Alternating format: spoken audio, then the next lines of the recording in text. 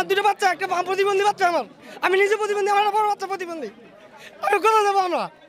আমাকে তো করে খাইতে হবে, আমি তুমি কে করে খাইতে পারবো না, তার চাই আত্মহত্যা করবো।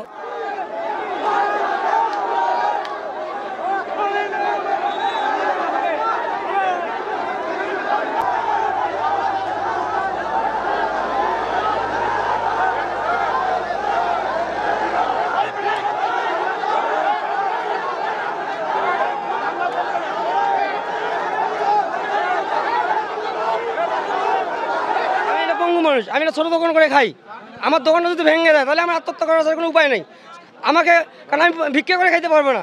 অ্যাক্সিডেন্টের পরে আল্লাহর কাছে বলছি, আল্লাহ আমাকে একটা কর্ম দিস। তো সেই ক্ষেত্রে আমি একটা জায়গায় নিয়ে রেলে একটা জায়গায় নিয়ে জায়গায় কাগজ করে আমি এটা কর্ম করে খাচ্ছি। সেখানেও আমাকে গেল বলছে মালটাল নিয়ে সব করাও। আমি কোথায় যাবো? আমার দুটো বাচ্চা, একটা প্রতিবন্ধী বাচ্চা আমার। আমি নিজে প্রতিবন্ধী, আমার বড় বাচ্চা প্রতিবন্ধী। আমি কোথায় যাবো আমরা? আমাকে তো করে খাইতে হবে, আমি তুমি কে করে খাইতে পারবো না, তার চাই আত্মহত্যা করবো। এত বৈষম্য কেন? এর আগে তো এরকম হয়নি বড় কথায়, সব জায়গায় শুধু বৈষম্য বৈষম্য বৈষম্য। শুরু করে স্টেশনের দুই পাতি ক্লিয়ার নগে এই দোকানদার তো করি খাইতেছে, এদের তো একটা রিড আছে, এটা অবদার এলে লাগা আছে, সময় দেওয়া লাগবে না। আমাদের কোনো নোটিশ দেওয়া হয় নাই, কোনো হয় নাই। কালকে হট করিয়া ঢাকাও আসিয়া মাস্টার কইলো আর আপনার এলের লোক ভাঙ্গি আসবেন, এটা কি অন্যায় না? নেয় এই লোকগুলা তো করি খাইবে রিড তো, তাহলে এই লোকগুলা পথে বসিয়ে কান্দাকারি করবে। আমরা তো জনসাধারণ, আমরা এবার খরচ কার দোকানে নেবো?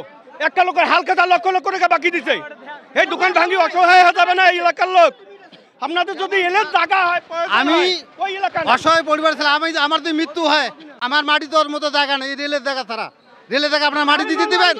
রেলের জায়গায় মাটি দিতে দিবেন না। আপনি বিচার করেন, আমি রেলের জায়গায় একটু দোকান করে খাচ্ছি, বিচারটা আপনাদের দিলাম। বাংলাদেশের জনগণের কথা হচ্ছে যে সামনে একটা ঈদ, এই ঈদের আগে যদি দোকানপাটগুলো ভাঙচুর করে, একটা দোকান দিয়ে মানুষের একটা সংসার চলে। হ্যাঁ, যেগুলো আমরা এখানে এরা সরকারি জমি, আমাদের আটকানোর কোনো আইন নাই, কিন্তু আমরা চাবো যেন এটা একটা নির্দিষ্ট সময় দেওয়া হয়, এটা সময় দেওয়া যাতে এটার কাজটা সম্পূর্ণ করা হয়।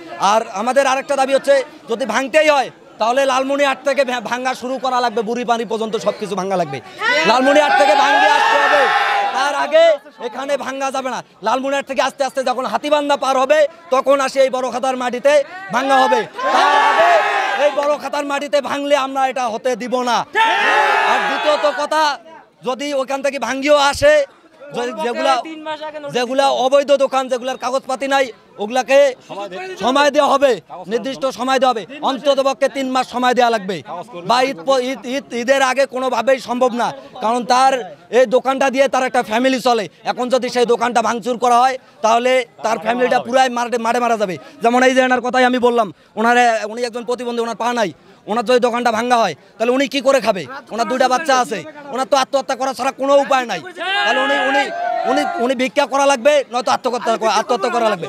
যেহেতু উনি ভিক্ষা করবে না, তার মানে ওনার আত্মহত্যা করা ছাড়া উপায় নেই। আর উনি আত্মহত্যা করলে আমি মনে করি ওনার ফুল ফ্যামিলিটা আত্মহত্যা করা। আর আমাদের দাবি একটাই, যে আমাদেরকে সময় দেওয়া, আমাদের সঙ্গে কথা বলুক, তারা কথা বলি, আমাদের সঙ্গে কথা না বললে তো হবে না।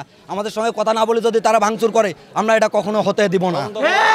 আর দ্বিতীয়ত, এখানে আমরা ছাত্র জনতা নামছি, এখানে যদি কোনো রাজনৈতিক দলের সাথে কথা বলে আমরা এটা মানি নিব না।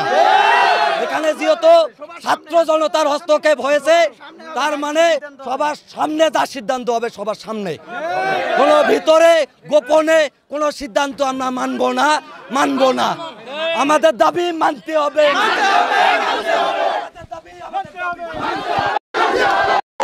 আমাদের দাবি একটাই।